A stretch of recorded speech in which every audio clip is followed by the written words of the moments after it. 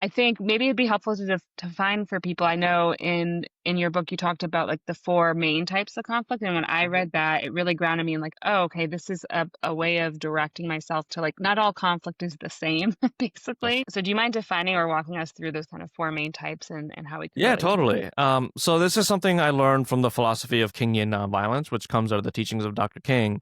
And one of the main teachings that I learned from that is the idea that conflict is neutral, that it's not a good or bad thing. Like things like yelling and arguing, those things aren't signs of conflicts.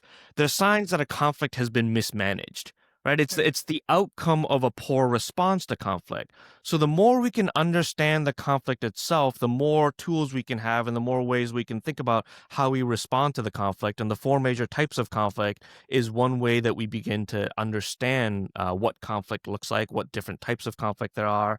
So there's pathway conflict, which is when two people have two or more goals and we're trying to get to the same place, but we have different ways of getting to the goal. There's mutually exclusive conflict when people have different goals. And because they have different goals, there's an assumption that we can't work on them both together at the same time, that the goals are mutually exclusive, that you have to work on your thing over here, I have to work on my thing over here. There's distributive conflict, which is the perception that's created that there's not enough resources to go around, whether it's Mhm. time or money or attention. And then there's value-based conflict, which is just different values, different visions. And there's a lot more to say about these four types of conflict. You could do a whole 2-day workshop just on the four types.